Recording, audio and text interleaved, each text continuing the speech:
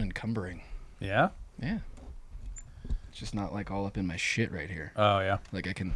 Oh, yeah. could That's a lean this totally way. different one, right? Yeah. It's Yeah. much more lower profile. Yeah, it's like Ooh. more like the Rogan style ones. Got it. Yeah. You saved the nice one for yourself. Well, look. Somebody's paying the bills over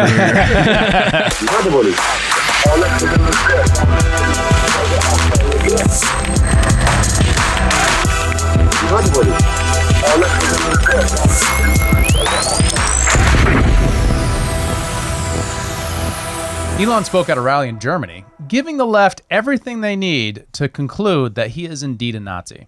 Now, I asked the new up-and-coming, viral isn't quite the right word, but big AI on the scene, DeepSeek, what it thinks about it, and this is what it had to say.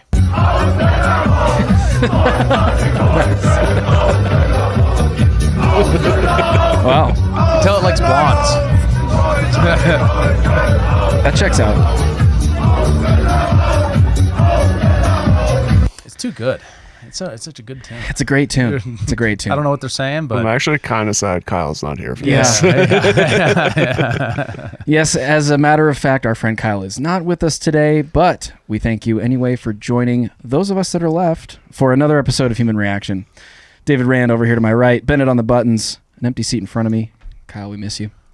My name's Joe Sheehan. Thank you so much for being with us. While you're here, really quick, smash the like button and subscribe to the channel on YouTube. We really appreciate it. It definitely helps us with the algorithm. And you know what else might help us with the algorithm? A little thing you should know. Press Secretary Caroline Leavitt just announced today in her first press briefing that the White House press briefing room would be opening up a seat for the new media.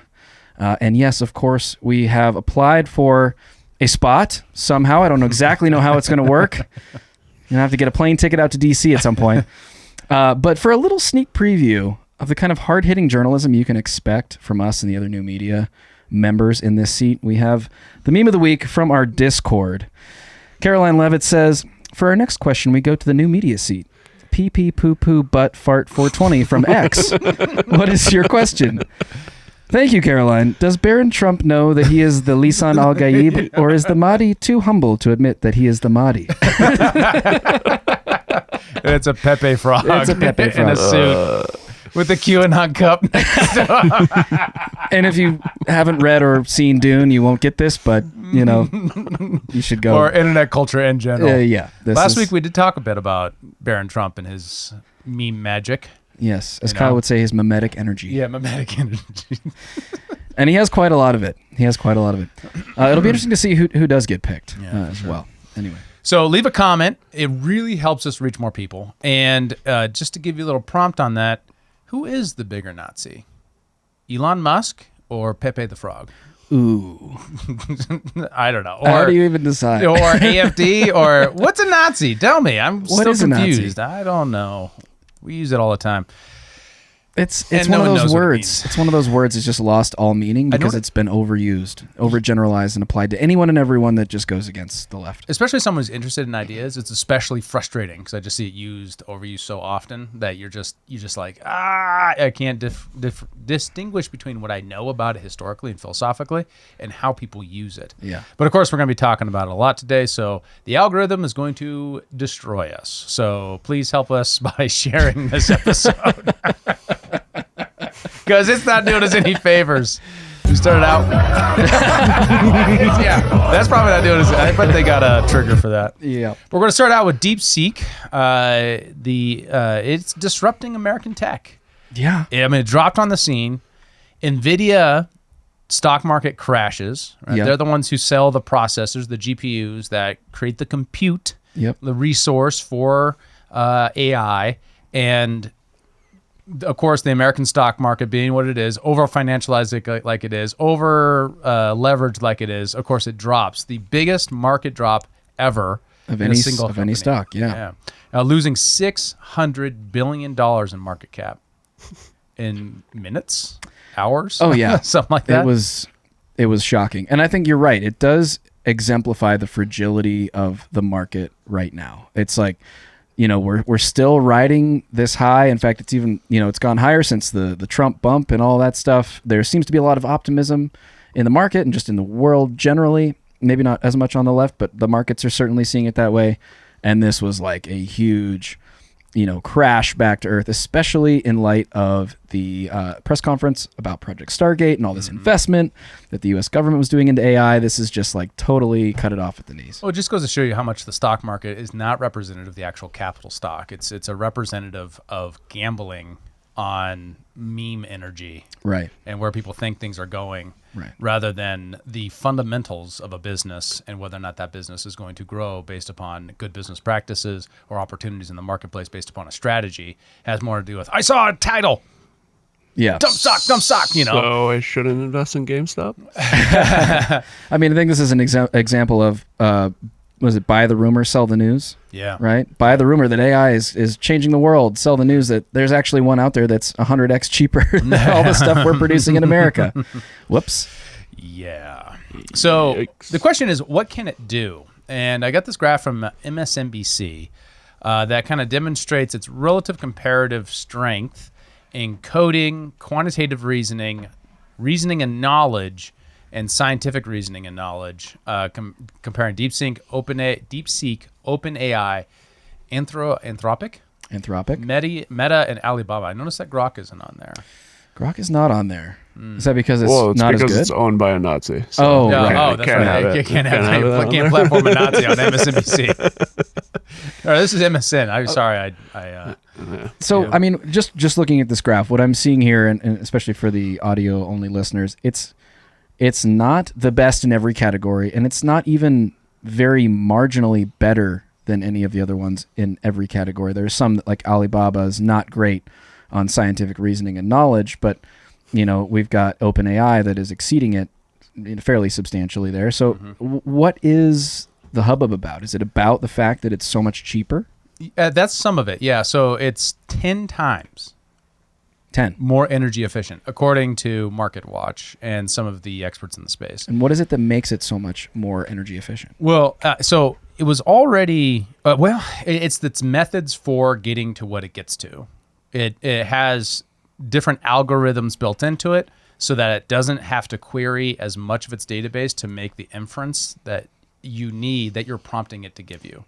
So it uses less at any given time, and it's trained on less because of the structure of appealing to various different subroutines for expertise in specific areas. So it detects area and then detects the subroutine area rather than querying the entirety of what it's trained on. Oh. Therefore using a lot less data. That's the short way to do it. That might not be exactly accurate. Let me know, any computer science majors, if I'm way off base there, but that's my current understanding of it.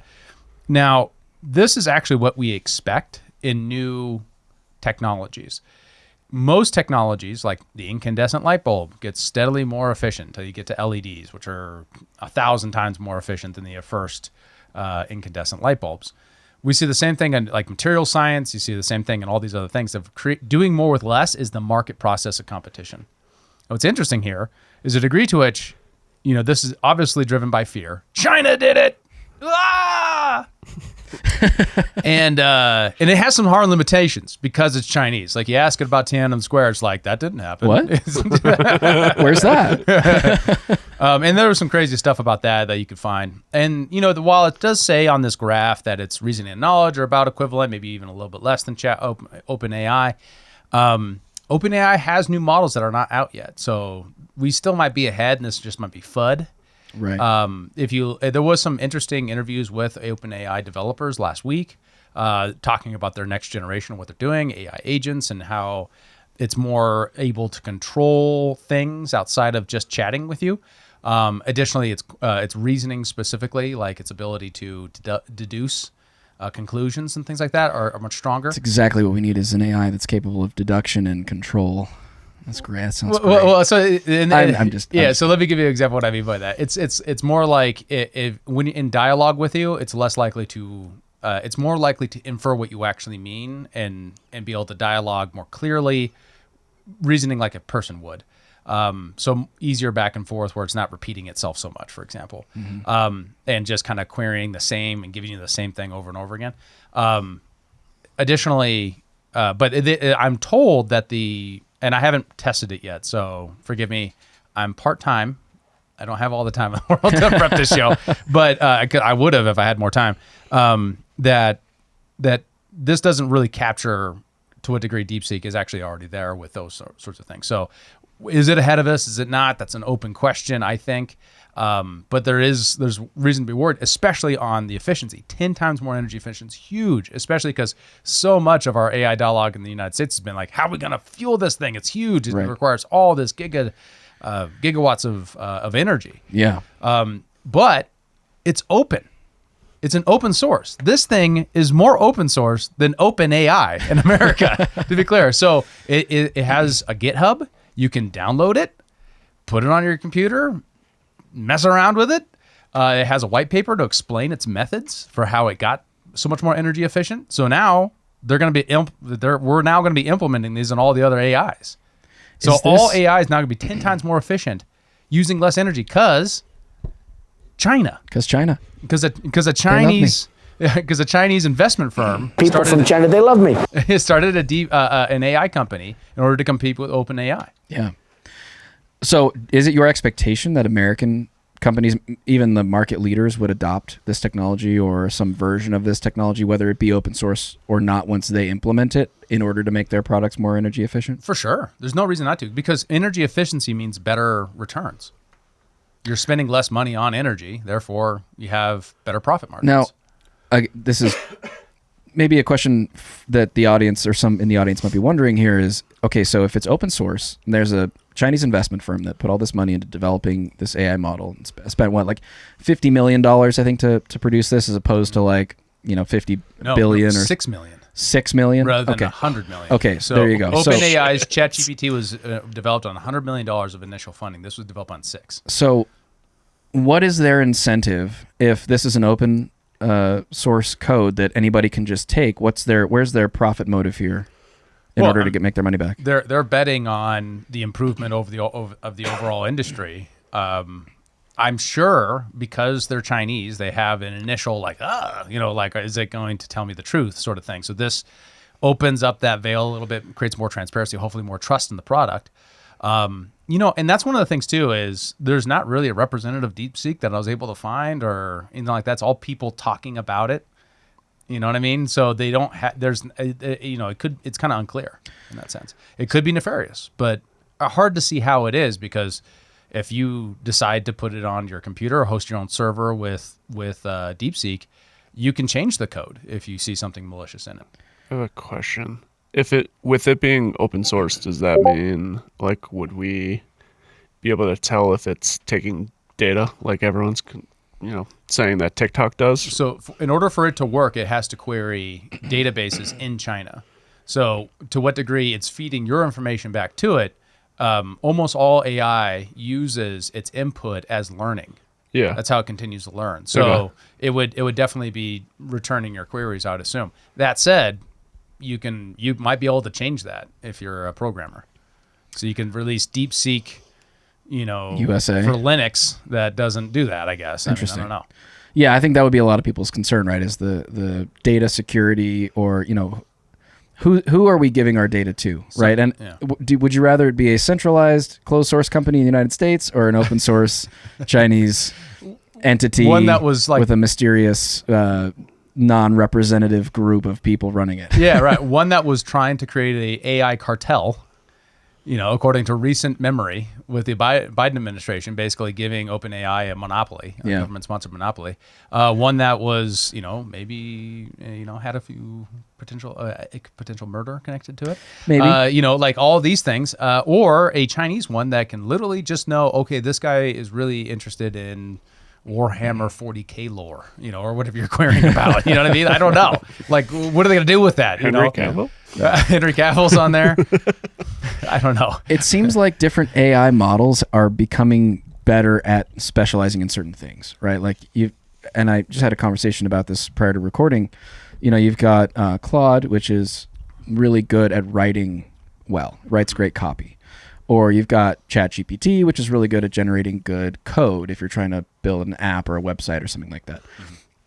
Do you see DeepSeek finding a niche where it's it's particularly good at a certain thing? Obviously, it's not very good at, like, say, Chinese political history.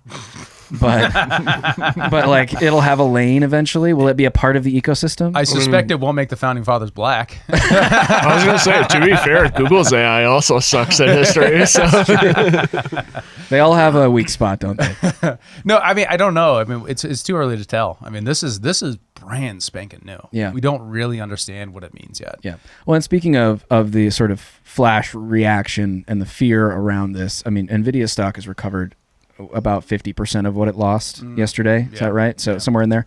So obviously, NVIDIA is not a bad company because DeepSeek exists, right? Well, I mean, it was probably trained on NVIDIA stuff. So this is one of the interesting parts of this narrative is the Biden administration put in these export controls on NVIDIA to keep them from getting GPUs. Interesting. And then they trained this thing. Maybe there's really two theories there. One, that they were able to get around export controls and use, shell companies and black markets to ship get them what to they needed. Singapore and then import them to China or something. Yeah, and there's some actually direct evidence of the Singapore question. The other part of that is, was that deprivation the cause of the need to train on less efficient GPUs, therefore use less energy, therefore actually create a more efficient model? Interesting. Constraints. Unintended consequences, right? The unintended consequence here, ironically, of the export control could mean more efficient AI for everybody. Huh. Yeah. So happy. How's that work, libertarian? Explain that. Just because it's unintended doesn't mean it's necessarily bad. That's true. That's I mean, and it's also like that whole China equals unequivocal bad, like weird Cold War vibe that we get in the United States when, perhaps we should be a little less frantic about that conclusion. Yeah. Well, and this could actually, like DeepSeek could be a benefit to NVIDIA, right? Because it could encourage, like you said, individuals to set up their own, AI. I want to call it a node because like this is reminding me so much of Bitcoin for some reason. Mm-hmm. But like to set up their own, AI hardware and run it at home, like individuals could be purchasing more NVIDIA chips in order to set those up, as well as maybe other startups that pop up around the world to leverage this software. Yeah, far cheaper energy means more diversity within the AI sphere. And that's a good thing. That's the best thing we could do to keep a monopoly, which is the most easily controlled by government, which is most likely to use direct AI for the public. I mean, AI application of warfare is a different question, but for AI censorship to the public, that makes it much harder. And that's where the real battle's at. And that's exactly, I mean, like this whole example of Chinese history is so important to have open AI and a competitive market for it so that we can see the bullshit and then fight against it. And when you say OpenAI, you don't mean the company OpenAI. Yeah, just like the concept of open software. Speaking of OpenAI, though, if you're Sam Altman, how are you feeling right now? Well, I imagine it's probably ennui, maybe, but I imagine, or just some like that sense of that there is a new competitor. But are they taking up major market share? Yeah, that's a good question. Download a lot of those apps. I don't know. Hopefully, whoever built it has some security. Yeah. Well, it's already been hacked already. Oh yeah, DeepSeek has been hacked. Yeah, there was like a cyber attack on it. Really? Yeah. How'd that go down? I have no idea. The CBS reported on it. It's like government? It's been reported, and we don't really have much information yet. That happened earlier today. CBS reported on it. I put NSA question mark. Yeah, I That's. don't know about that. That seems fishy. So part of this too is that, and what people don't realize is this efficiency has been already happening. So even after the initial OpenAI ChatGPT 2 or whatever that dropped, that really took off, about 75% per year on like training efficiency, and then about 85% on inference efficiency per year. So, but keep in mind, this is 10 times that. Wow. So like this is a major escalation in that in a good way. So I to what degree people are freaking out, I think the Stargate and like the major investment there, obviously that just puts it all off the ground. Like, do we even need all this extra compute? Yeah. That said, this is really only looking at the current status. Like, look at the difference. It's not that much different from OpenAI. The scale that we got to get to artificial general intelligence, where it can do all these things really super well. The place we got to get to super intelligence, of course, is orders of magnitude larger than our current capacity. Yeah. So those will still be probably required. And one more part of this. Do you remember the CHIPS Act? Yeah. Yeah. Guess what happened with the CHIPS Act? What happened? Okay, so Intel took The CHIPS Act just basically said this was one of Biden's big, we're doing a really good job type of things, right? Good job, Joe. Let me bring this up. Actually, I didn't put my notes there.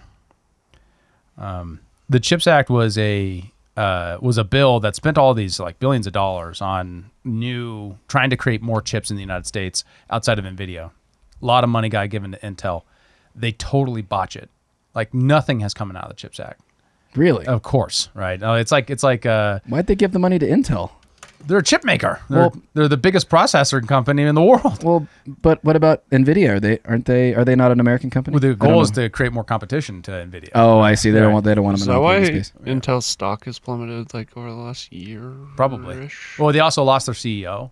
I mean, they just screwed the pooch. Wow. So the American efforts in this space to cartelize and to monopolize this area has just been so anemic and unable to really produce anything of value. Yeah, it's down about 55% over the last year. Right. Oof. And so our vision of China is as if they are centrally planning everything, but that's not really the story of DeepSeek as I understand it. It was mostly a for-profit, open source effort financed by private capital in China. Now, do they have a handler for the Communist Party? Of course they do, but so does OpenAI with the CIA, I guarantee you. Oh, for sure. So what's the difference here?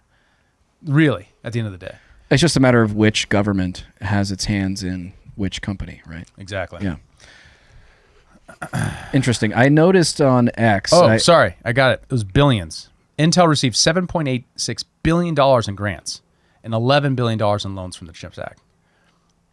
And produced nothing. Yeah. And then they laid off 15,000 employees and the CEO resigned in 2020. Yeah, I'd like to add they're down about 70% over the last 5 years. So Ooh. they're so the not whole crushing it. The whole goal is to create a chips industry that the U.S. could own even more so. And the goal was to create an AI industry that they could easily regulate by cartelizing it.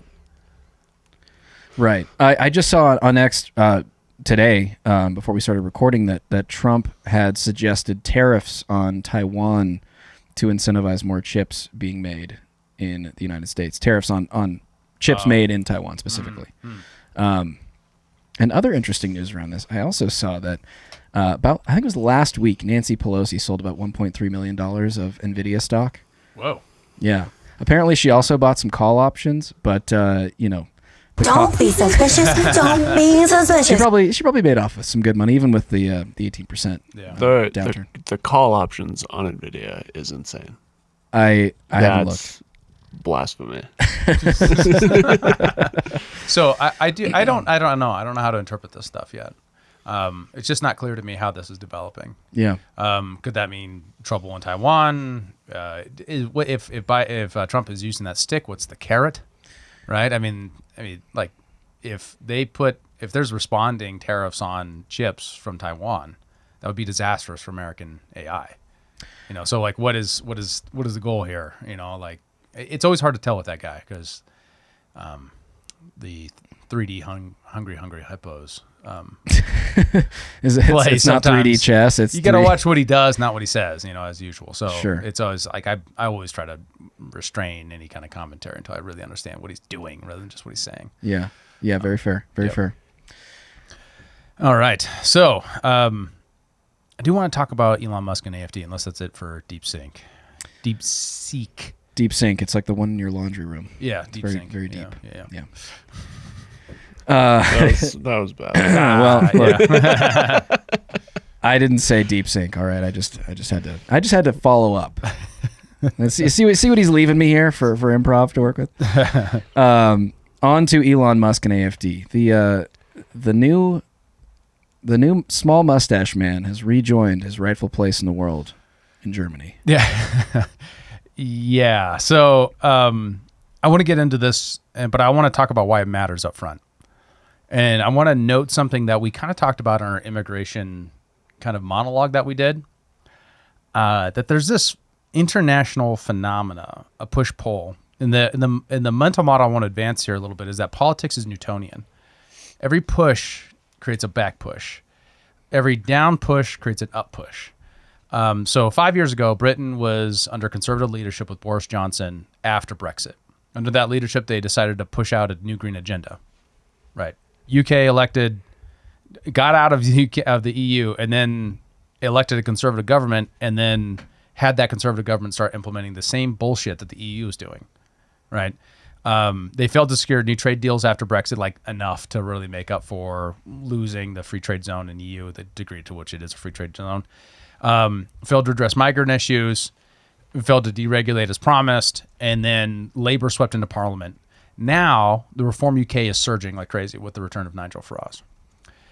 The conservative CDU, which is Angela Merkel's party in Germany, they switched away from nuclear power in 2011. She was a chancellor forever, right? Oh, it was yeah. like 17 years or something like that. But in this latter half of her time, they created the current German migrant crisis with millions of migrants coming into Germany. That created a left-wing push that is now called the Stoplight Coalition. It's made up of 3 different liberal groups that make up the coalition that currently runs Germany. That government just fell apart. That's what's causing elections that are happening right now in Germany. But even just to note, like the last few years, even after the destruction of the Nord Stream 2 pipeline, cutting off all that natural gas, even after Russia turned off the natural gas because of, the war in Ukraine, Sure. they still closed down a nuclear power plant. Smart. That's how radical these people are. That's wild. On this stuff. And it's just so weird to close down nuclear power after that point. Much less because for climate purposes, right? Right. Volkswagen had to close down a plant. And we're talking real economic crisis in Germany right now. Yeah. Same pattern overlays in the United States. Biden came in opposing Trump on a return to normal. Then he passes a massive infrastructure bill that is really a Green New Deal, according to John Kerry and according to Joe Biden. Green New Scam, that's what I call it. Exactly. He provoked the war in Ukraine after this lurch to the left under the guise of a moderate Democrat.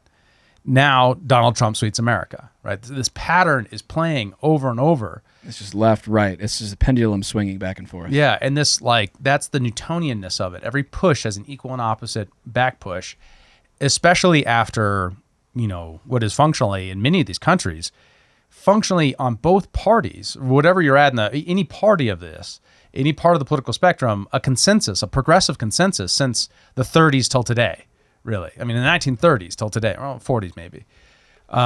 That has been overwhelming. Keep in mind, until 1994, there was not a single time Democrats or Republicans had the House, the Senate, and the presidency. And that was just them actually taking both chambers of Congress. It wasn't until Bush that they had all 3. Wow. Think about that. So that's how dominant they were. Yeah. Now we have this pushback that's very delayed, very bottom up, very different, right? Yeah. It doesn't seem the same at all. I mean, granted, I was young during the Bush years. But it's also different from what you established in the UK, excuse me, in Britain with Boris Johnson. Wow. Boris Johnson just sort of creating the same policies as his predecessors, as the EU. Right. And it's really just imagine if, we had elected another Bush in that time. That's how it would probably feel. Yeah. Where it's pretty much the same policies as the left, just with a conservative spin on it. Yeah. So what's happening now, as I see it, is that in the UK and with this reform, right, and the AFD, the Alternative for Deutschland Party, an actual choice is starting to arise in these countries, and that is causing a lot of anxiety. And so Germany has election this month, and the UK is later this year. And this force is now, the returning force is now pushing back on it, and Elon Musk stepped into it. So what I want to dive into is kind of how the left is interpreting this phenomena, and I just wanted to enter into that with that, why this matters, because I think out of this we will tease important lessons about how to think about the global, how much this is a global phenomena, like wokeism, global phenomena, the green stuff, global phenomena, Immigration. and now the returning push is also a global phenomena. So even if you don't realize it, you might think you have anything in common with somebody from Germany. They're complaining about the exact same things, right? And it's bizarre to watch. And the way that the media talks about them is also exactly the same. Mm-hmm. So here's I got breaking points here with Crystal Ball. Sorry, we're talking about her again, guys, but David's punching bag. Yeah, this is she decided to really step in on this one. like, after he did he has never denied that he was trying to, like, in a trollish way, do this wink, wink, nod, nod thing. He said he was throwing his heart to the crowd. Girl. It was the next line of his speech. It would be extraordinary. He did it twice, Emily. He did it twice. I mean, I think it would be extraordinarily stupid for a man with billions and billions and billions of dollars on the line to go out there and do a brazen Nazi. He does a lot of brazen stuff. So that's an interpretation of the "my heart goes out to you" thing. Girl. Exactly the opposite vibe that we do. We're like a bunch of dudes telling dick jokes. Bro. Come on. Oh, man. Yeah. So she earnestly thinks that Elon is a wink, wink, nod, nod. How recent was Nazi. this clip? That was today. That was today. Yeah. So we're going to get into the AFD component of this, but I want to show you, like, that it's not that she's alone in this. Like, this is a refrain on the left right now. Chink Uyghur making the same case on Piers Morgan. Yeah, but Cenk, just to be clear, you don't actually think he's a Nazi, do you? So how can you make a Nazi salute if you're not actually a Nazi and, in fact, absolutely hate everything they stand for? That's not a Nazi salute. It's a awkward thing that he did to say, my heart to you, that then gets deliberately misinterpreted as a Nazi salute by people who keep wanting to call everyone on the right a Nazi. No. So Elon Musk is trolling. So this is a classic right-wing maneuver. It's to get attention. And he knows that if he does a Nazi salute, but he says, oh, but I touched my heart. And I can't believe they're calling me a Nazi. I'm the victim. The left wing is coming after me just because I did the most obvious Nazi salute of all time. Now, the left is angry at me because I'm not calling him a Nazi. I think he's trolling. I think he's doing it for attention. Yeah. So this is a narrative they're running all week. And then Elon goes on to a live stream into the AFD party's, like, big rally that they're having to the election. Dun, dun, dun, dun. Yeah. So just think about that for a minute. I mean, the griftiness of that claim there, especially given all of the video we've now seen of every politician under the sun from the left and the right doing the same I love you type look. I was going to say, do we need to pull up a compilation of all of the leftist leaders doing the exact same motion? Our audience is on the internet enough. They know that's bullshit. Yeah. Right? Yeah.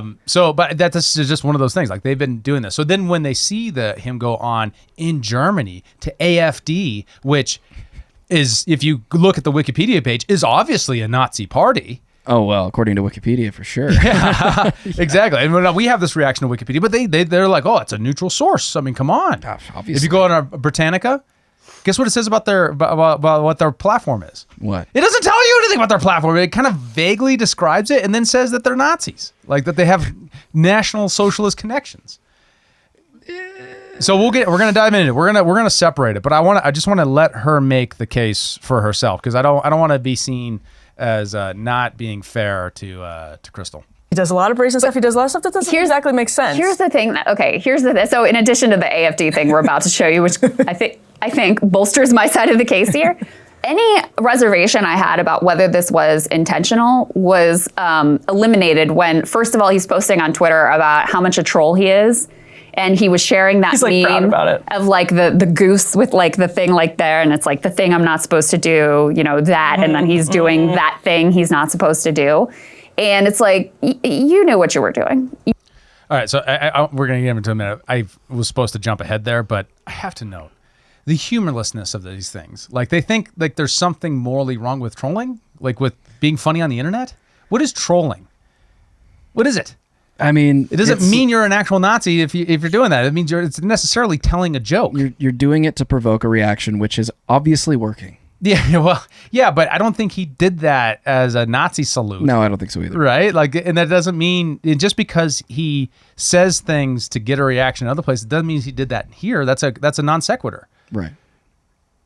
A not sequitur? Non sequitur. It does not follow. I know. All right, well, good. Come on. You 100% knew what you were doing. And, to me, whether it's a quote unquote troll or whether it's like done in earnest, given his politics and his support for the furthest right, most reactionary forces in Europe in particular, I'm not sure that it really makes all that much of a difference. But in any case, he decided to speak. Again, I mean, this is the thing that a troll would do. Fresh off of this Heil Hitler controversy, Germany decides to go and speak to the far-right reactionary Nazi. AFD party in Germany. Okay, so the scene of the crime, so to speak. Go off, Queen. All right. So, when is something a racial stereotype? I don't know. When it's true. What is it? like especially if you're operating on the, is it okay to just assume because you're German and not the approved party that you're a Nazi? Like, are we encroaching on that, and we just don't see it because they're Germans, because we don't have any capacity for sympathy for Germans? Look, I mean, I think you're pointing to something that's very valid that we see the left do rather often. I mean, what about the statements that were made around, the immigrants? Who are we going to have cutting our lawns? Who are we going to have picking our fruit? It's like, whoa, what? Like, are you saying that those are the only jobs that immigrants can have in this country? That was from the left. This is a common theme amongst people like Crystal Ball. Yeah, I mean, there's all kinds of things there, but you're exactly right, and that's this ability to engage in race baiting politics without paying any of the consequences of that. And especially gross in this case, because you have a German public that feels guilt over something that their ancestors did, when the idea of guilt over something your ancestors did is anathema to the American view of the dignity and worthiness of every individual to decide their own future and fate. True. It's like, it's completely un-American. It's terrible. Yes, right? but again, the left revels in that. Exactly. I mean, look at the white guilt and reparations and all that stuff around slavery, and that this is the mode that they operate in. Exactly. Yeah. Completely. So I wanted to actually get into the actual comments, because on directly from the source rather than playing what she's about to play, because they put like music behind it and it makes it seem it's really sketchy, right? It's like a typical hypnotism thing where you put like sketchy music behind it. Oh yeah. Yeah. Propos. In this case, here's music-free version of it. To say that I'm very excited for the AFD, and I think you're really the best hope for Germany. I think something I think that is just very important is that people take pride in Germany and being German. This is very important. It's okay to be proud to be German. This is a very important principle. And it's okay, it's good to be proud of German culture, German values, and not to lose that in some sort of multiculturalism that dilutes everything. I think we want to have unique cultures in the world. We want to have people that have, we don't want everything to be the same everywhere, where it's just one big sort of soup. We want to have something where you go to different countries and you experience a different culture, and it is unique and special and good, that the German government takes actions to protect its citizens and make sure that it seeks the health and well-being of the German people. The German people are really an ancient nation, goes back thousands of years. You should read Julius Caesar's account of first encountering the German tribes in the Gaulic campaigns. He was like, wow, very impressive. They very powerful warriors. I think there's frankly too much of a focus on past guilt, and we need to move beyond that. Children should not be guilty of the sins of their parents, or even let alone their parents, their great grandparents, maybe even. And we should be optimistic and excited about a future for Germany. And that's really my message: is be optimistic, excited, and preserve German culture and protect the German people. And and there's some other things that I think would be very helpful. Really quick. Yeah. Just for the sake of the media manipulation techniques and exposing that, can we play the clip that they play, at least just a little piece of it with the music behind it? Sure. Because I'd like to just see what the contrast is like with and without. Yeah, let's see here. And feel guilty. For the AFD, And I think you are really the best hope for Germany. I think some things that something I think that is just very important is that people take pride in Germany and being German. This is very important. It's okay to be proud to be German. This is a very important principle, and it's okay. Yeah. Interesting. Yeah. It makes you feel a different way about it, doesn't exactly, doesn't it? It's not a speech anymore. It's like it's ominous. Something bad's going on. Yeah. Really bad. Interesting. Yeah. Okay, so to the content of the speech, how are you interpreting that appearance? Well, okay, so I mean, to me, he gets into the actual foreign policy, self-determination, like a wealthy, abundant future for Germans where they have jobs and are able to contribute. There's a major problem right now in Germany when it comes to manufacturing jobs. Unemployment is about 5%. That's not the worst, right? That's not a bad unemployment rate. But for the migrant population, it's like 15 to 20%. There's a big problem there with that. Additionally, the inflation pressures are very real in Germany. Their tax rates are enormous, 50% for your average working person. Wow. 50%, half the year you're working for the state. Yeah. With declining social services quality and everything else going on there. So like, yeah. So like, and then I think the moral and ethical case is really important too. Should you be guilty based upon the crimes of your forefathers? To what degree should we? So Crystal has her opinion on it. Do you want to hear that? I do. Yeah. Be proud of German culture, don't feel guilty about the past. And I mean, whether you want to call it guilt or not, I think it is appropriate to like, the whole thing is you never want something like that to happen again, right? So to carry some emotion around that and to keep fresh the lessons and the warnings of the past, which should be lessons and warnings that all of humanity takes in because there's nothing particularly distinct about the German people versus any other people. We're all made of the same, good and evil inclinations and tendencies. But yeah, I think we should carry that forward. And obviously these are talking points that AFD wants to hear, part and parcel of their sort of like, their right-wing ideological positioning in Germany. But again, he wanted to push the envelope coming off of the Heil Hitler controversy and wanted to continue to kind of flirt with this. And, I think does it quite successfully here. So she knows better what's in his mind than he does. He doesn't actually mean it's bad to carry around racial guilt forever, especially when it undermines your confidence and ability to build a better future for your children. They're not saying, and AFD doesn't believe this, and I don't think anyone, the current chancellor candidate isn't saying this, no one's saying this, other than the left, is saying that the only thing you can do as a German is feel bad forever, because otherwise you're going to forget, because you're too dumb to learn lessons from the past without feeling guilt. Is she responsible for Hiroshima? Yep. Or Nagasaki? By her logic, yes. I don't think so. I think we can learn the lesson of nuking civilians without having to carry around I'm guilty and so are my children for this crime. Right. That's like, what is the need here to feel like you're bad?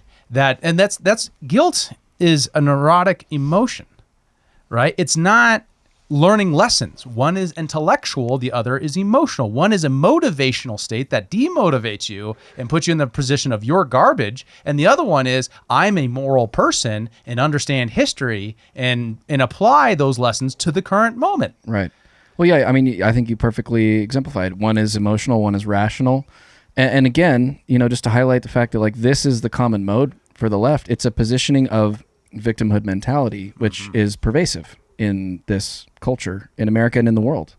Yeah. And it's not productive. It's not motivating, like you say. It's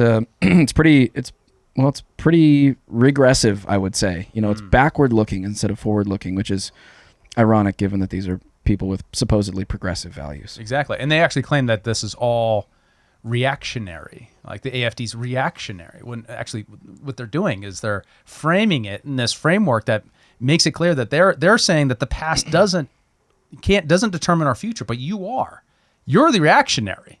You're the one saying we're locked into our fate as forever being evil because we're white, right? Or Germans or Americans or whatever. And that's the degree. And I hate this. The blame America first crowd. Like that's like a dumb way to think about foreign policy and the perspectives of the non-interventionists and the pro-peace people. Yeah. But it embraces that stupid framework of thinking of these in the simplest, ridiculous terms. Yeah. When you have to have zero empathy for the German people at this point. For sure. To go by like, no, you should continue feeling guilt. Oh, for sure. You should continue shutting down your power plants and closing your factories and live in squalor forever. Yeah. Because you're bad. Which is exactly what led to the rise of the Nazi party. Wow. Whoa. Really bringing it back. Can't treat them like people. They're the only things we're allowed to kill. Zombies and Nazis. Yep. Right. German Nazis, right? Every video game ever made. Yeah. Aliens too. Zombies and Nazis. Yeah. Yeah, exactly. And that shows you something about our culture, the way we think about those people. That's why you can't question Winston Churchill. You can't. That's why Martyr Maid is when all these episodes he's working on right now come out. It's gonna blow minds, man. Yeah, for sure. I had a thought on this. It kind of escaped me. Never mind. No, that's fine. So I wanted to do a little bit on Alice Weidel, the lead chancellor, as a spokesperson for AFD, because that's one of the things that frustrates me here is they don't actually ever let AFD talk for themselves, just like DeepSeek. They never actually get anything from the source. For the AFD, what can Germany, what would the world expect from a Chancellor Weidel? What would be your top priorities? Well, actually, I would like to correct something. I don't want to be impolite, but you just labeled our party as right-wing, which is not correct in my perspective. We are a libertarian conservative party in Germany. So we perceive ourselves standing in the middle and actually wanting to introduce sane and serious policies, because we see that this country is in need of real reforms. Let's have a look at Germany right now, where it stands. After 20 years, after 16 years of Angela Merkel, and after 3 years of the traffic light coalition, actually funny name, right? Isn't it? Germany is not in a very good state. We have the highest energy prices worldwide. We are in the middle of a migration crisis. We got a million influx of immigrants, illegals, we don't know. Germany actually literally has no borders, no border control, nothing. So we have criminal rates skyrocketing, and taxes are too high. So a middle-class taxpayers earning, let's say, 50,000 euros a year has to pay over half.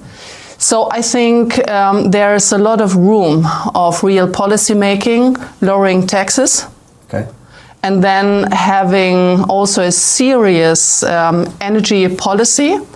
Germany is the only country having switched off nuclear power plants.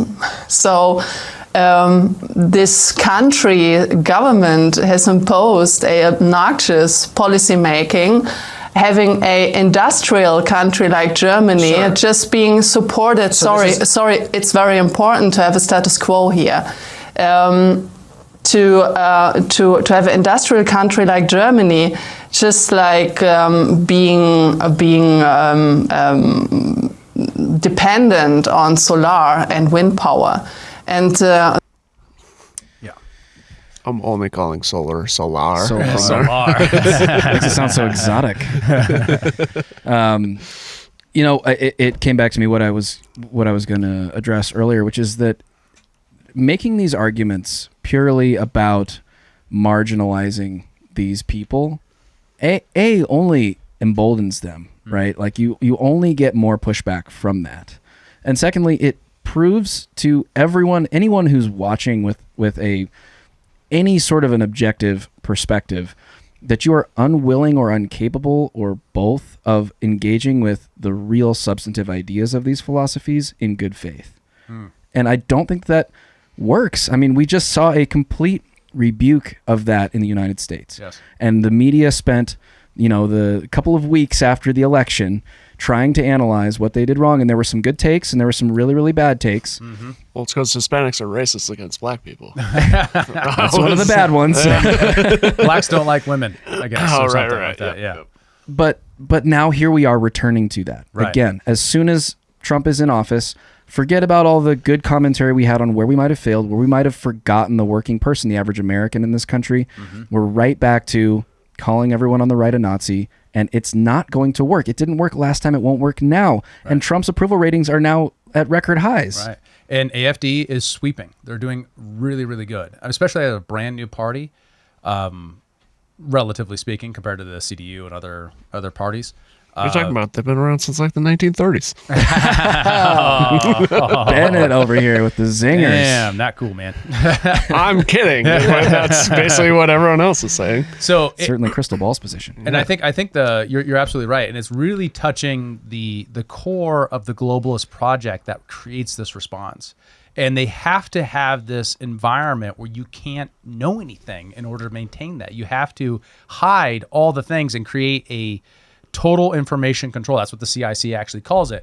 And note that the CIC was created in response to Donald Trump, an election in Indonesia, and Brexit. Yep. Guess what AFD's point of view is on Brexit? Germexit? Yeah, they want Dexit. Dexit. Okay, yeah, sure. Yeah, they don't call it Germany. I just Americanized it. It's all right. You're Irish. I'll give you a pass. How dare you? So sorry to all my German friends and family. This is why it elicits that response, is because they want to pull out of the EU. For sure. Yeah, I mean, and it is, make no mistake. The reason why your Wikipedia page gives you nothing, the reason why Britannica gives you nothing, the reason why if you search it up, you'll see they call themselves libertarian, but they're really secret Nazis underneath everything else, is because of that. Yeah.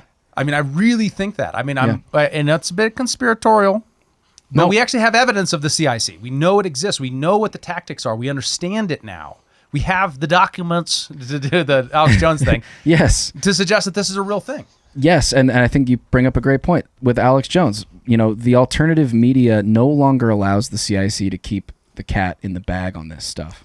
You don't need Wikipedia or Britannica to learn what the AFD is actually about. You can go find her appearance on a podcast, or you can go watch the entirety of Elon Musk's appearance at this rally and know exactly what he said and the spirit with which he said it and the response from the audience and understand the energy outside of the very, very narrow scope of the mainstream legacy press. Mm-hmm. Absolutely. Well, what was the thing Elon was facing from the EU that basically would have Digital Services Act. So does it kind of make sense for him to align with the AFD? Of course. Absolutely. Especially on the free speech issue. So better on speech and digital social media speech. Better on regulations. In an interview that I listened between Miss Vidal and Elon, he mentioned when he's building a gigafactory outside of Berlin, that in order to fulfill the paperwork, it had to be 25,000 pages printed, physical pages. What the fuck? Duplicates of that. So they literally had to fill a truck full of paperwork to deliver it to the government. Bro, I thought they were trying to be green and shit. Yeah, exactly. He was like, there's no way to digitize this. And like, nope. Incredible. So imagine the scale of that. I mean, this is a heavily controlled economy in many ways. And traditionally, to focus on industrial policy so that you could be an industrial giant, that has just cratered and obviously became ossified because of that cartelization and all those policies that have what any person fluent in economics would quickly say, oh, this is going to keep you from being innovative. And now they're declining. Yeah. They have a huge problem. So what are they doing? People in the Eastern Bloc areas, the areas that used to be controlled by the commies, are turning to the libertarians and saying, do you got any ideas? And they got a couple, and they're getting support for it. And now they're called Nazis for that. Now okay, so what is the basis of that? So a couple of the things. It's always associations, and there's some statistical studies, and there's re-immigration. So I want to attach re-immigration first. So re-immigration is kind of their branding for what we would call getting rid of immigrants. Deportation. Right? Deportation. So, and it's voluntary or forced of immigrants. And some of these, of course, starting with illegal immigrants, but going as far as non-naturalized, integrated immigrants that are legal. They call it non-assimilated. They also, another part of that is they want more immigration via instituting a birthright citizenship program similar to Israel. That is one of the things that they use as an example of them being Nazis. Doing the same program as Israel. Think about that. What the fuck? Yeah, right. Additionally, who's really the ones that are most anti-Semitic in Germany? The Germans or the large Muslim population? Uh-huh. And in fact, she actually testifies that, that a lot of her Jewish friends in Germany to this day are much more intimidated by the pro-Palestine marches than they are by anything else. I imagine. Obviously more so than the AFD, who want to deregulate and create free speech on the internet again. Yeah.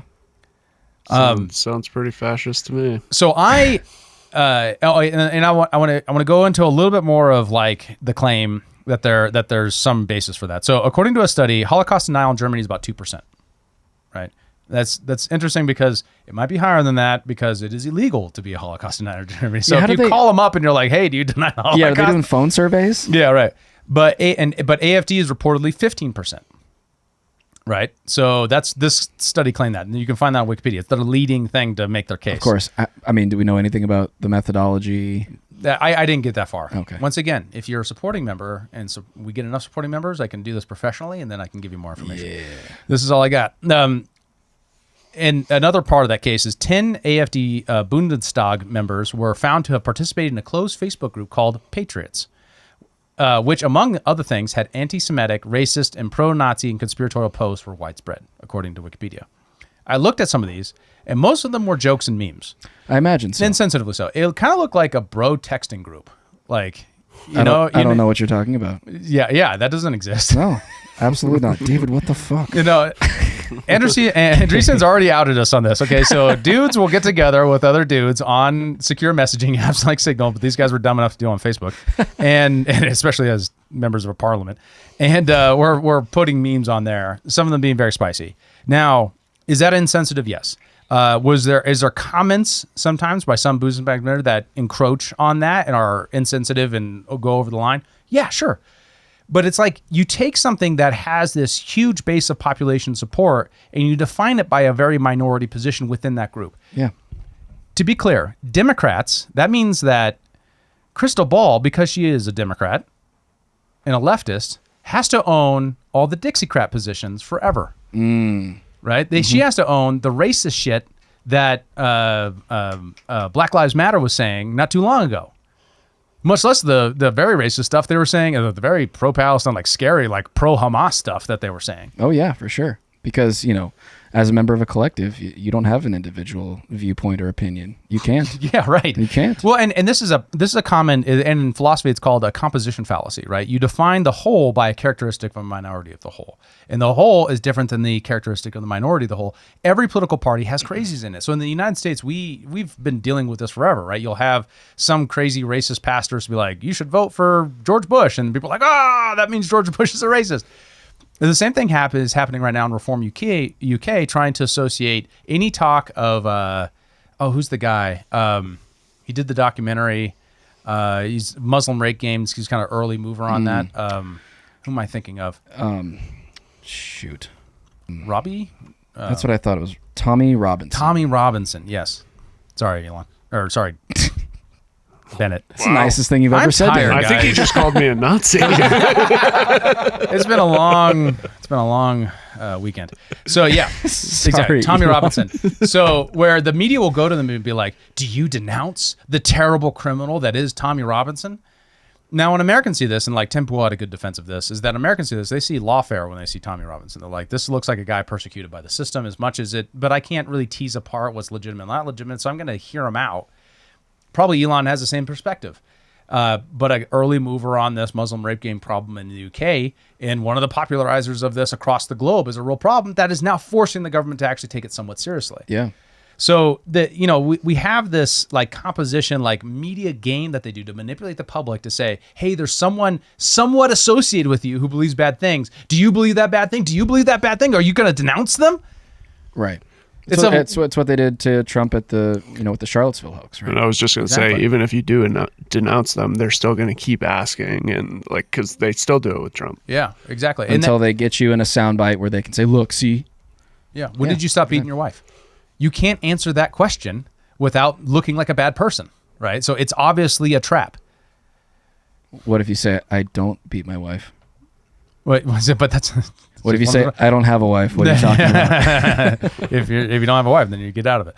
But everyone else, you're in trouble right at that point. Boys, single boys out there, you get out of that one for free.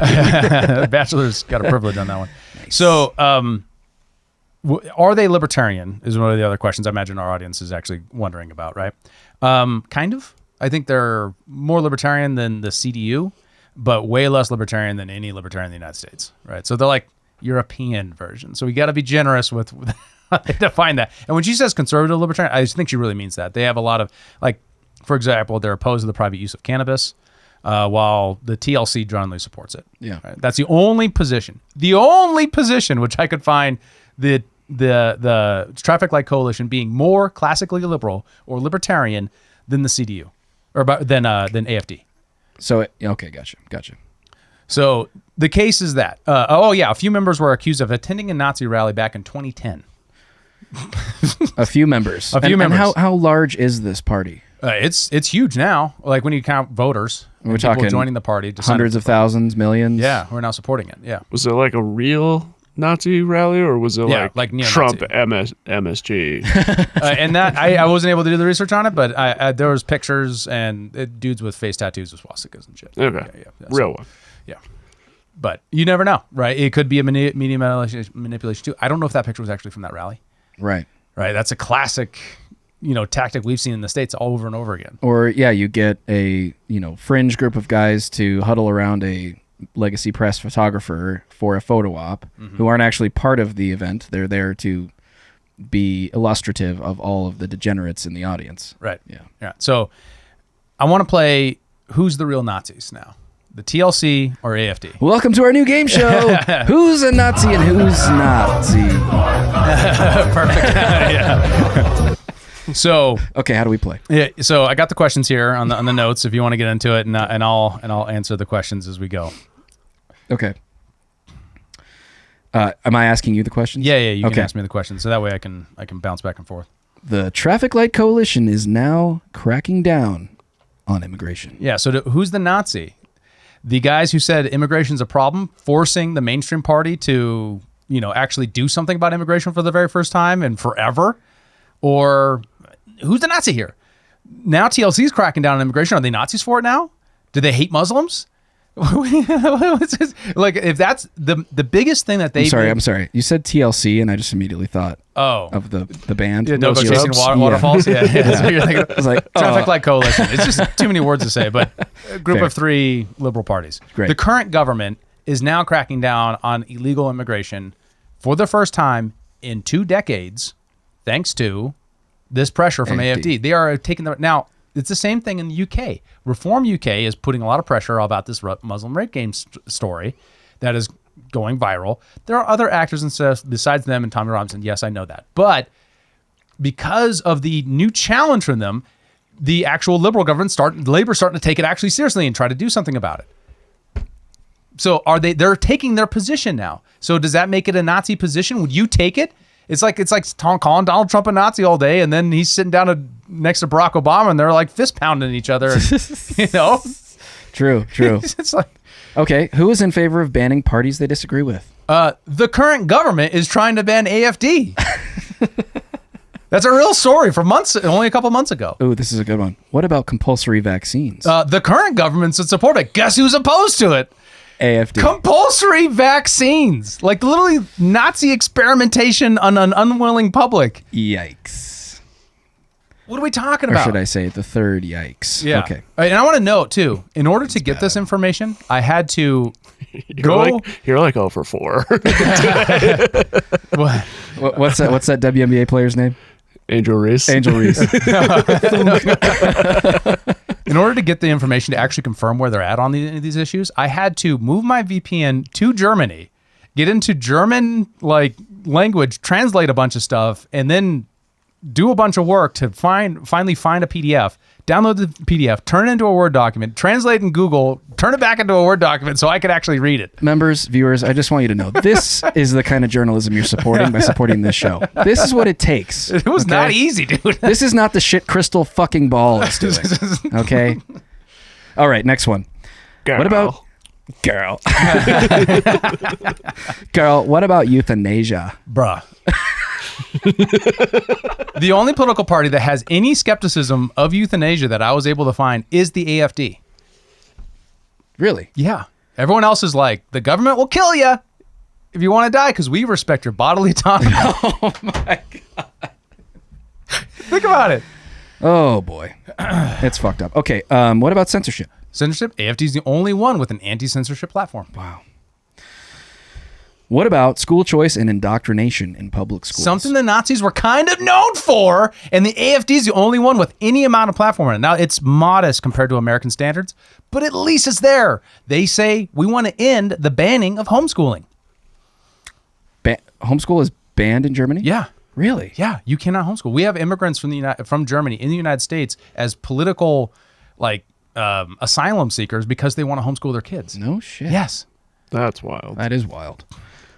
What about freedom of speech in academia? AFD is the only one concerned about wokeism and the spread of a toxic ideology that possesses young people and convinces them to bodily mutilate themselves. Jeez. Yee. Regulation and state control over industry. They're a deregulation party. Now, I do want to say that compared to American standards, again, they're relatively light. But, I mean, they want to end the CO2 tax. If we were as far down the road of socialism that they are, these would be very reasonable steps that I think any Republican or Libertarian would easily cite as this is damaging to industry in our economy and our ability to make stuff. We should get rid of those first. And which one has a foreign policy defined by a more expansive and conflict-driven approach? The CDU and the Traffic Light Coalition. They're the ones who have been going along with NATO expansion all this time. They're the ones who have caused this conflict in Ukraine by incrementally pushing NATO closer to Russia's borders, not responding to any of the very understandably concerned voices from Russia saying, hey, this is the thickest of red lines. Do not do this. They're the ones that have that basically said, we're going to fight to the very last Ukrainian. They're those people. Yeah. Not AFD who is saying, why can't we have peace with Russia? This is ridiculous. There's no reason for this. They want to turn back on the natural gas pipelines and create peace. Right? Who has an expansionist foreign policy? NATO. And the people who support NATO and the EU is the Traffic Light Coalition, not the AFD. They're skeptics of those things. Hence, because it's the only peace position. Yeah. And hence the reason that they're so heavily, interrupted and sort of blockaded by this media apparatus that's trying to marginalize them. Mm-hmm. And calling them far right. And that only means one thing in Germany. It means Nazi. So it's another euphemism. Yeah. And just like they did on Donald Trump, it had purchase for a long time, but it's losing purchase. They're gaining ground. I suspect that they're, and on top of that, all the other political parties, including the CDU, who they're closest to, that they supposedly share the most in common with their platforms, won't work with them. Because foreign policy is more important than that. Wow. More important, all the domestic policy, all the other things we're having with migrants, everything else. The CDU would rather work with the communists. That's wild. Yeah. That's wild. So I recall on your bingo card, you said that AFD would have a sweeping win in this election season in Germany, but would fail to put together a functioning government. Can you describe what that is, why that would happen? So in a parliamentary system like they have, and I don't know all the ins and outs, I'm still learning, but they have to get a majority in a coalition to form a government, the same way they do in the UK and other parliaments. They don't have first past the post, so they don't have that insanity. But with that, I suspect they will get a huge amount for the size of their party, even in the last election cycle. But they're not going to get enough for the coalition because no one else is going to work with them. Now, I might be wrong about that, and I'm going to be happy when I'm wrong about that. because it does look like there's some cracks in various different parliamentary members saying, well, they're right about this, and seeing the headwinds and seeing where they're going. So and seeing what just happened in the United States too, right? So for the America First people who might be thinking, okay, you guys are, Americans and you doing a podcast about generally American politics, we do cover the world. Why should Americans, particularly the America First MAGA type, care about what happens in Germany? You're a part of something far larger than you realize. And if we can become conscious of that, I think we'll be better able, especially on the internet, because we're connected, because we can immediately translate what other people are saying. We can engage in ways that are helpful for each other and help build this thing that's arising into something that's effective and useful for a more peaceful, prosperous world. That's what I want to see. The reason why they want to get out of the EU, the same reason why the UK did, is because they're under the oppression of Brussels and a bunch of bureaucrats. They don't care about the everyday person. There's millions of people trapped in that. And Americans can formulate an opinion on this and then speak on the internet about this, and it can change the dynamic. And especially calling out the media blockade on this. Like if you look at the German state-sponsored stuff on this, which is really the only media that I was able to find speaking in English about what's going on in Germany, it is so tilted. They define them as far right. They never let them speak for themselves. They constantly do the same thing they do in the United States, where they speak for the opposition and frame everything in terms of the conclusion that they've already made about them. So they have a worse uphill battle than we had in America. So sympathy for them, and reaching out to help in any way that you can, but via your speech, I think is important. Do you expect that Trump would ever come out and support them in this way? That'd be awesome. That'd be a big deal. Because he and Boris Johnson were kind of buddy there for a little bit, weren't they? Like during the Brexit era, there was, at least there seemed to be sort of a congruency with what was happening in Britain and the United States at that time. And it seems like this election and this movement coming on the heels of Trump's landslide victory in the United States carries a lot of the same parallel momentum, and it could trickle over. And still very friendly with Nigel Farage, who was there for election day. And they've had their beefs and stuff like that between Elon and Farage and all that kind of stuff. And that's less important to me than the overall picture of what's practical. AFD gets in and pulls out of Brexit, and Donald Trump pulls out of the EU, and Donald Trump signs a free trade agreement with Germany. That would be a huge win. Yeah. For everybody involved. So we'll see. Yeah. It's the potential there is enormous, and there's no reason not to, other than there are probably reasons not to. There's probably reasons that make it complicated. But I'm just saying that there's tremendous opportunity for more people to be pushing for peace in Ukraine, for more people to be prosperous and trade with one another in mutually beneficial ways, and that's a good thing. And we should encourage that. And especially anytime you see anyone in the world reaching out for liberation, why wouldn't you support it? Sounds like Germany needs some freedom. Yeah, exactly. On that note, I think we will wrap up there unless you got any final thoughts. Well, if you haven't joined the Discord, you should. Because Absolutely. one of the pieces we did of the news that we wanted to cover but we couldn't, but we ran out of time, was that the Trump administration has acknowledged that the New Jersey drones that we reported on last month were actually sanctioned by the FAA. FDA? FAA. Yeah. And they were flying for quote unquote research purposes, meaning you were the experiment. Once again, congratulations, America. Our government loves us and wants us to be happy. Come at me, bro. On that note, thank you so much for watching. This is Human Reaction for David Rand, Bennett, and our absent friend Kyle. I'm Joe Sheehan. We'll see you in the next one in the Discord. Thanks for tuning in to Human Reaction. Please be sure to like, follow, subscribe, and give us a review on your podcast platform of choice. And if you want to become a member and support the show financially, check out humanreactionpod.com. And remember... Sorry, Elon. Or sorry, Bennett. It's the nicest thing you've ever said to her. I think he just called me a Nazi.